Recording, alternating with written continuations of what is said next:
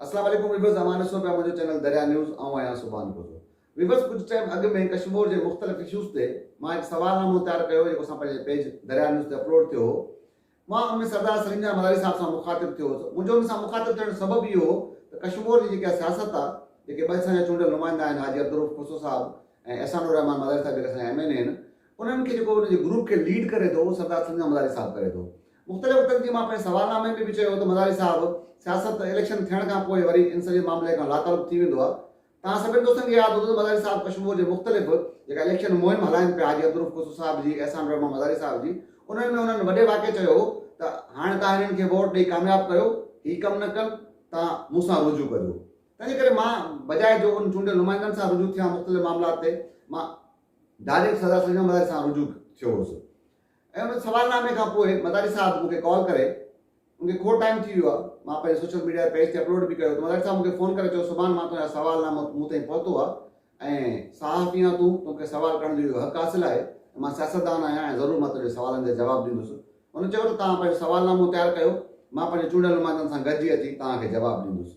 कुझु ॾींहंनि उन ॾींहंनि जी 28 तारीख़ ते हुननि चयो सवालनामो तयारु थियो। मां सवालनामो जी तयारु थियण खां पोइ राब्तो कयो, मदारी साहब सवालनामो तयारु आहे, तव्हां टाइम ॾियो। त उन ॾींहंनि में बिलावल साहब अचनि पियो मदारी हाउस ताज़ियत जे लाइ, हुनजी वालदा जी ताज़ियत जे लाइ। त हुननि चयो कुझु ॾींहं मसरूफ़ आहिनि, खां पोइ जल्द इंशाअल्लाह वेहूं था। उनखे बि खोड़ टाइम गुज़री वियो आहे। मुसलसल मां मदारी साहब सां राब्ते करण जी कोशिशि कंदो रहियो आहियां।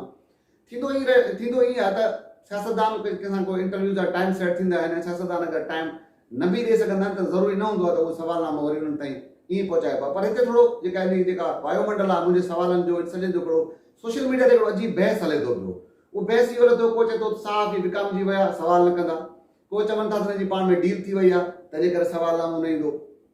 तव्हां अगरि सोशल मीडिया खोलियो त मुख़्तलिफ़ क़िस्म जा मुख़्तलिफ़ माण्हुनि जी हक़ जी राय आहे, हर कंहिंखे इहो हक़ हासिलु आहे त उहो पंहिंजी राय जो इज़हार करे सघे थो। मुख़्तलिफ़ माण्हुनि जी कयास रायूं कनि था।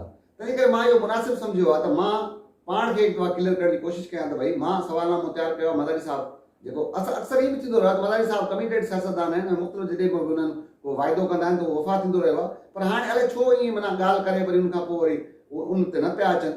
उहो पाण बहितर सम्झी सघनि था। जीअं मां पहिरियों चयो, मुमकिन आहे उहो मसरूफ़ हुजनि, का ॿी हुनजी का मजबूरी हुजे, उहो पाण हुनजी वज़ाहत सही नमूने सां ॾेई सघंदा। पर मां पंहिंजो दामन साफ़ करणु चाहियां थो ऐं मां करणु चाहियां थो त मुंहिंजो जेके मजमूई सवाल आहिनि उहे मुंहिंजी ज़ात सां मुंसिब न आहिनि।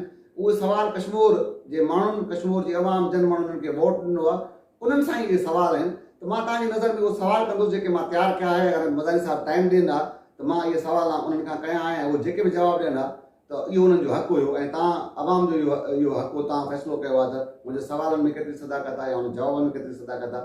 पर हाणे बि असांजो जेको प्लेटफॉर्म आहे मदारी साहब लाइ हाज़ुर आहे। जॾहिं बि उहो जवाबु ॾियणु चाहिनि, ॾियारे मोकिलींदा, असां नशर कंदासीं। ऐं मुंहिंजो पहिरियों सुवालु आहे त मदारी साहब खां, Kashmir town committee, Guddu town committee अंदरि town officer, finance officer, administrator अवां जे चूंडियल नुमाइंदनि मतिलबु अवां जे NOC सां मुक़ररु थियल आहिनि। अवां सिर्फ़ु एतिरो ॿुधाईंदा त ॿिन्ही टाउन कमेटियुनि जो टोटल बजट केतिरो आहे, छाकाणि त इन सां अवाम खे इहो अंदाज़ो लॻाइण में आसानी थींदी त तरक़ियाती कम आख़िर छो कोन पिया थियनि। मुंहिंजो सवाल नंबर ॿियों आहे मदारी साहब खां त मदारी साहब गुज़िरियल 8 सालनि खां अवां जा हिमायत याफ़्ता उम्मीदवार MNA ऐं MPA आहिनि। उन्हनि पंहिंजे 8 सालनि जे जेको आहे त अरसे अंदरि पंहिंजे तकनि अंदरि केतिरा तरक़ियाती कम कराया आहिनि। छा अवां पाण पंहिंजे नुमाइंदनि जी कारकर्दगी मां मुतमिन आहियो? मुंहिंजो सवाल नंबर 3 आहे त मदारी साहब कश्मीर जूं कुझु अहम बिल्डिंगूं जंहिंसां तक जे अवाम जो मुस्तक़बिल वाॻियल आहे, जंहिंमें girls degree college, boys college, Guddu girls school, library जी बिल्डिंग समेत अहम स्कीमूं रोलड़े जो शिकार आहिनि। आख़िर अवां जे नुमाइंदनि इन्हनि बिल्डिंगनि खे मुकमल कराइण ते तवजा छो न पिया ॾियनि? छा तालीम अवां जी तरजियात में न आहे? छा जॾहिं त इन्हनि ई नुमाइंदनि जी चूंड मुहिम दौरान अवाम सां वॾा वॾा वाइदा पिणु कया हुआ, पोइ आख़िर इहे वाइदा कॾहिं वफ़ा थींदा? सवाल नंबर 4 आहे त सरदार साहब, गुड्डू जी अवाम खे इहा शिकायत आहे त गुड्डू शहर खे अवां टाउन जो दर्जो सिर्फ़ु इन करे ॾियारियो आहे त जीअं अवां ऐं अवां जा चूंडियल नुमाइंदा ऐं मुक़ररु थियल ऑफिसर माहवार ईंदड़ फंड खां पंहिंजा ज़ाती फ़ाइदा माणे सघो, जॾहिं त अवां सालनि खां गुड्डू जे अवाम खां वोट पिया वठो, पर हिन वक़्त ताईं अवां गुड्डू में पब्लिक पार्क, इस्पताल, ईदगाह समेत का बि बुनियादी सहूलियत न ॾियारे सघिया आहियो। शहरी पंहिंजे प्यारनि जा जनाज़ा BS फीडर जे कप ते रखी पढ़ण ते मजबूर आहिनि। पोइ आख़िर गुड्डू जो अवाम अवां जे चवण ते अवां जे नुमाइंदनि खे वोट छो करे? सवाल नंबर 5 आहे सरदार साहब, अवां गुड्डू जे अवाम खे भला एतिरो ॿुधायो त गुज़िरियल 8 सालनि में अवां जे नुमाइंदनि केतिरा तरक़ियाती कम कराया आहिनि। सवाल नंबर 4 आहे त मदारी साहिब, अवां सालनि खां कश्मीर में सियासत पिया करियो, अवां पंहिंजे तक जे अवाम खे हिन वक़्त ताईं सिहत जी बुनियादी सहूलियत बि न ॾेई सघिया आहियो। तालके जी वाहिद अस्पताल अंदरि हर रोज़ लाश पोस्टमार्टम न थियण करे रोडनि ते रुलंदा रहनि था, जॾहिं त ज़ख़्मियुनि जे पहुचण ते डॉक्टर मौजूदु न आहिनि। मक़सदु का बि बुनियादी सहूलियत न आहे, पोइ आख़िर कश्मीर जो अवाम अवां जे नुमाइंदनि खे वोट छो ॾे। सवाल नंबर 7 आहे, सरदार साहिब, हिकु तासुर आम आहे त कश्मीर गुड्डू जे ॿिन्ही टाउन कमेटियुनि लाइ माहवार ईंदड़ फंड मां अवां ऐं अवां जे चूंडियल नुमाइंदनि जो हिसो मुक़ररु थियल आहे, तंहिं करे तरक़ियाती कम न पिया थियनि। जॾहिं त ऑफ द रिकॉर्ड अक्सर ऑफिसर इहे बि चवंदे ॿुधासीं त पैसा सभु मालिक था खणी वञनि, असां छा ते कमु करायूं। इहो तासुर केतिरो दुरुस्त आहे?